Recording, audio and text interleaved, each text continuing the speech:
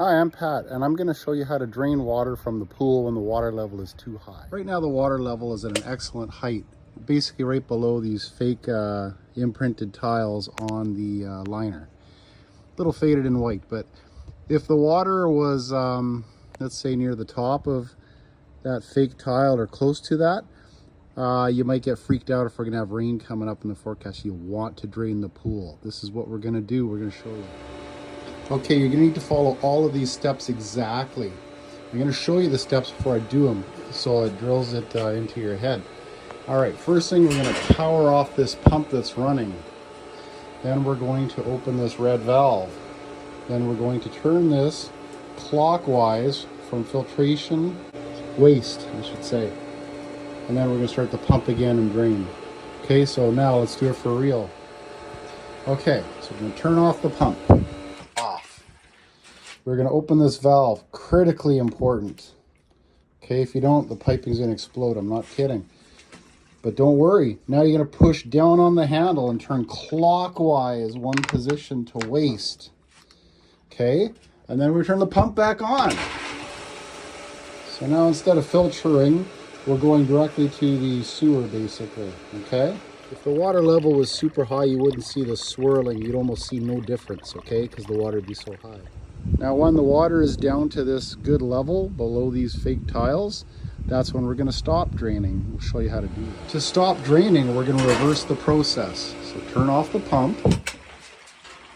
Now we're going to push down on this guy, okay, and rotate clockwise to filtration, which is at the top, which is where you started from originally, okay? And we're going to close this valve. If you forgot to do this, it wouldn't be critically important. It would just be not great. Turn the pump on. Now, hopefully you can do all those steps, pretty quickly without panicking. But if you do it quickly, there's no need to charge the pump again, okay? Basically, the pump will remain full of water. You're probably going to see some air come out of the jets immediately after, and that's okay. And this is what the water flow should look like. If it doesn't look like this, sometimes it's down. Pull this guy up, rotate him a bit so he floats freely. And when he floats freely, this swirly action is going to happen. This is what you want, okay? And if there's a lot of dirt or leaves in here, you can pull them out and just dump them out and drop it back in. Now, one really important thing to remember while you're doing all this draining is you got to set your alarm on your phone or your watch, okay?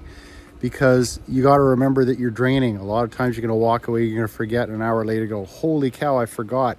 We don't want the water to drain, and this would be really bad. So set the timer on your watch. I would suggest 10-minute increments. Honestly, to get down a couple of inches is probably going to take about 20. So if you kind of walk out every 10 minutes, take a look, you're going to be in great shape, and there's no way you're going to drain it too much, okay? Now, to put your mind at ease, this is what the water level is all about. We need water to keep flowing into this thing after we drain it.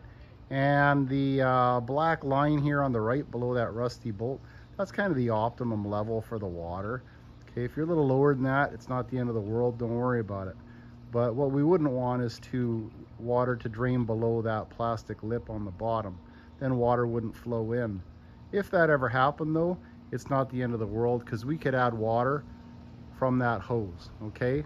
So not the end of the world. So now you're an expert in Pat's pool.